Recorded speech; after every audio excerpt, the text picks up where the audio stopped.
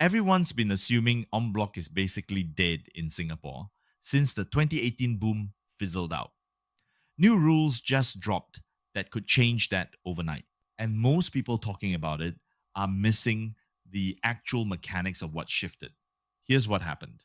Ministry of Law introduced the Land Titles Amendment Bill on Tuesday. And the headline number is this: consent thresholds for older developments are dropping. Estates aged 40 to 59 years go from needing 80% consent down to 70%. Estates 60 years and older drop even further to 65%. That's a massive gap to close for owners who've been stuck for years trying to hit that old 80% bar. But here's the part people skip past. This isn't just a green light for sellers. The bill tightens things too. To even convene the first meeting to form a collective sale committee, you now need 35% of owners on board, up from 20 or 25%. And once that committee forms, they've only got 6 months to collect signatures, not 12. Fail. And the next attempt is locked out for 3 years instead of 2. So this is a two-sided deal. Easier to complete a sale with broad support, harder to even start one without it. There's also a quieter change that matters non-strata developments like Neptune Court and Patterson Court, where flat owners hold long leases but don't own the land, can now go en bloc by majority consent instead of needing everyone to agree. That's been the real bottleneck for those buildings for decades.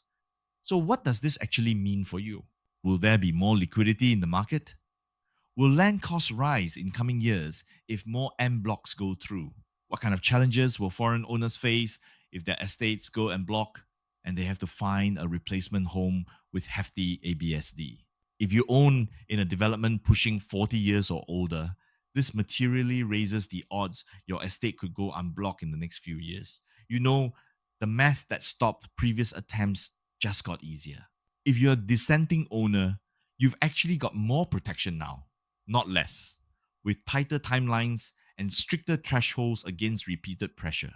The caveat: this is still a bill, not law yet, so nothing changes until it's passed and comes into force. You may be trying to figure out where your own building sits against these new numbers, or you may be comparing older condos versus newer ones for your next home. You see, that's the kind of comparison Bigger.sg's platform is built to pull together in one place. If you're buying a property with random outreach to agents and loaded with tons of messages, you're definitely heading for a lengthy process with lots of wasted time and efforts. Reach us at Bigger.sg to start your search with a structured framework.